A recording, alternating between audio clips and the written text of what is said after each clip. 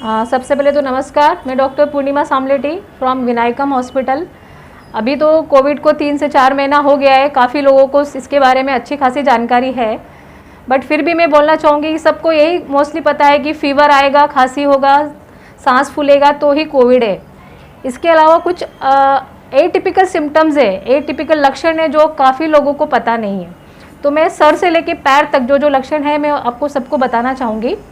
सबसे पहले तो जो कॉमन जो चीज़ें हैं वैसे ही लक्षण है, इसमें कई मरीजों को समझ में नहीं आ रहा है कि कोविड है कि कोरोना है। कोविड और कोरोना एक ही चीज़ है। Covid means corona virus disease 19 और कोरोना भी वही चीज़ है। कोविड और कोरोना में कोई डिफरेंस नहीं है ना। तो पहले मैं सर से गिनाती हूँ। हेडेक सबसे पहला, हेडेक, चक्कर आना, गिडीनेस लगेगा। नोज़ पे आते हैं, नोज़ में नाक बंद होगा, नाक बह सकता है। अंदर और नीचे आते हैं तो गले में खराश और गला दुखना ये हो सकता है। आईज में भी किसी किसी को लक्षण आए हैं, किसी किसी को सिर्फ लेफ्ट आई में या रेडनेस, रेड होना, राइट आई में प्रॉब्लम, राइट ईयर दुखना, सीधा जो कान है राइट साइड का कान दुखना। इसके बाद में हम नीचे आते हैं तो लंग्स को अफेक्ट करेगा। लंग्स में निमोनिया हो सकता है, अपर रेस्पिरेटरी या लोअर रेस्पिरेटरी में निमोनिया आता है। इसके बाद में हम नीचे जाएंगे पेट की तरफ, तो पेट में कई लोगों को पेट दुखना, जुलाब होना, ये भी लक्षण है। लूज मोशन बहुत कॉमन है फीमेल्स में। एंड अपेंडिसाइटिस के भी लक्षण दिख रहे हैं। एक्यूट डायरिया, एक्यूट अपेंडिसाइटिस है तो वो हम कोरोना सस्पेक्ट कर सकते हैं। बाकी पूरी बॉडी में पेन, बैक पेन या मसल पेन जो है, बोन पेन नहीं होगा इसमें, मसल पेन बहुत ज़्यादा कॉमन है। और नीचे आते हैं तो यूरिनरी इन्फेक्शन भी इसमें बहुत कॉमन दिख रहा है। तो ये बहुत कॉमन लक्षण है ये सारे जो कोरोना सस्पेक्टेड है और ये कोरोना के ही लक्षण है। कोरोना एक ऐसा चीज़ है कि जो रिकवर होने के बाद भी कई ऑर्गन्स को डैमेज करता है।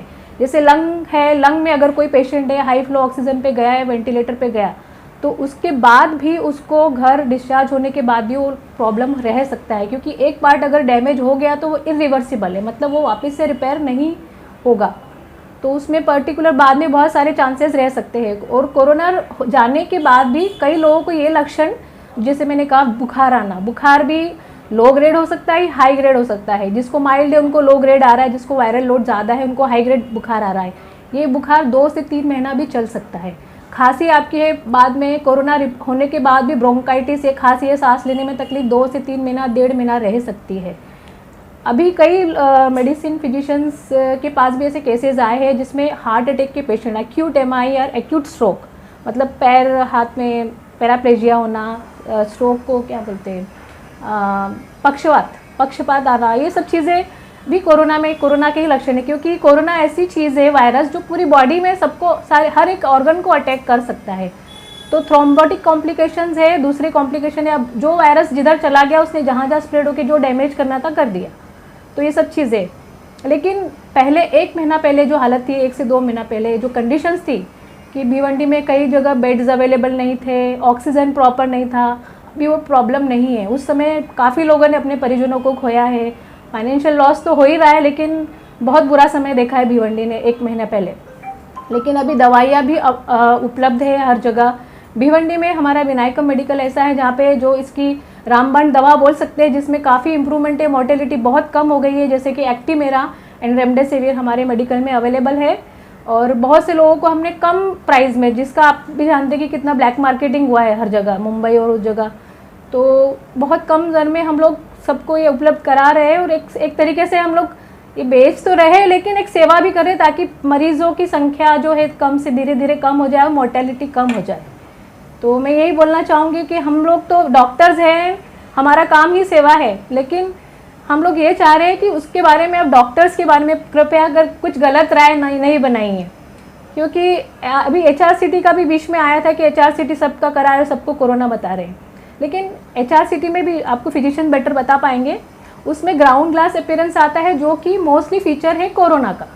और कोरोना जो स्टार्टिंग के पीरियड्स में कोरोना लंग्स को अफेक्ट करता है, उसको सांस लेने में तकलीफ होती है।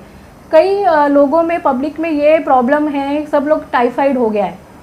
मैं एक चीज़ आपको क्लियर करना चाहूँगी, घर में अगर 5 सदस्य है, 2 से 3 लोगों को बुखार साइमल्टेनियसली आता है या एक के बाद आता है, तो वो टाइफाइड नहीं है, वो कोरोना ही है। भले ही कोविड टेस्ट निगेटिव आ जाए, रैपिड एंटीजन पॉजिटिव आ जाए, टेस्ट से ज़्यादा सिम्टम्स को आप देखिए। क्योंकि घर में अगर 2 से 3 लोग अफेक्ट हो रहे हैं मतलब वो कोरोना से ही अफेक्ट हो रहे हैं। टाइफाइड कभी भी एक साथ 4-5 लोगों को अफेक्ट नहीं करता है। तो बेटा कैसा जागरूक रहना चाहिए मैम पब्लिक से? देखिए, नॉर्मली 3 भागों में डिवाइड किया गया है, माइल्ड, मॉडरेट और सीवियर। माइल्ड केसेस ऐसे हैं जो घर पे ही ठीक हो रहे हैं, उनको एडमिट करने की ज़रूरत नहीं है। एक पल्स ऑक्सीमीटर करके आता है, उसमें आपकी नाड़ी और आपका ऑक्सीजन सेचुरेशन जो है वो दिखाता है। तो जो भी अफोर्डिंग लोग हैं, मैं तो यही कहूँगी कि वो इंस्ट्रूमेंट एक घर के लिए रख लीजिए, ज़्यादा बेटर है। तो हमको लगता है कि फीवर आया है, फर्स्ट डे तो कोई भी हॉस्पिटल नहीं जाता है, कोई भी नहीं जाता, उसको मॉनिटर करते हैं। 99 आया, 100 आया, आपके थर्मामीटर रखिए, अपना चेक करते रहिए। उसके बाद में धीरे धीरे अगर प्रॉब्लम होना रहेगा तो चौथे या 5वें दिन, मतलब फर्स्ट सिम्टम के चौथे या 5वें दिन प्रॉब्लम होना चालू होती है, जिसको सांस लेने में तकलीफ है, कॉफ है, या फिर और भी दूसरे प्रॉब्लम्स है। लूज़ मोशन, हम ये नहीं बोल सकते कि हमने कुछ खा लिया था उसकी वजह से लूज़ मोशन हो रहा है। कोरोना का बहुत कॉमन सिम्टम है जो बहुत लोगों को पता नहीं है। फीमेल्स में तो मोस्टली कॉमन है। स्मेल नहीं आना, आपको ऐसा लग रहा है कि मुझे स्मेल नहीं आ रहा है, टेस्ट नहीं आ रहा है, भूख कम लग रहा है, तो ये भी कोरोना का बहुत कॉमन लक्षण है, जिससे सबसे पहले हमको स्ट्राइक होना चाहिए कि कोरोना। देखिए, अभी ये तो मैं बोलूँगी कि बहुत से लोगों ने कोरोना टेस्ट नहीं कराया है। काफ़ी लोग अपने आप घर पे माइल्ड सिम्टम से ठीक हो गए, कुछ को तो सिम्टम्स भी नहीं आए।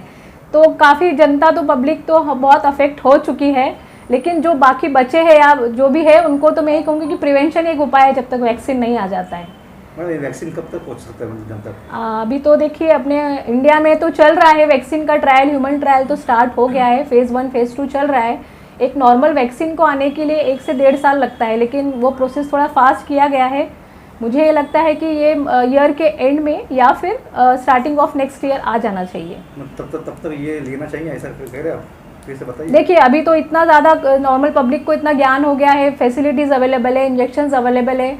बस ये एक करिए कि आप लेट नहीं जाइए। बहुत ज़्यादा ब्रेथलेसनेस हो रहा है, उसके बाद में आप हॉस्पिटल एडमिट हो रहे हैं, तो फिर वो उसके आउटकम भी बहुत डेंजर रहते हैं, उसमें चांसेस कम रहते हैं। लेकिन आप समय पे आप एडमिट हो रहे हो, इतने लक्षण गिनाने के बाद में, सब बताने के बाद, तो मुझे नहीं लगता है कि किसी को समझ में नहीं आएगा। कोविड का रिपोर्ट आने में कभी कभी टाइम लग रहा है, पेशेंट एक्सपायर हो रहा है, सीरियस हो रहा है, तो ये सब प्रॉब्लम है। लेकिन मुझे लगता है कि अभी काफ़ी मोर्टेलिटी कम हो गई है भिवंडी में।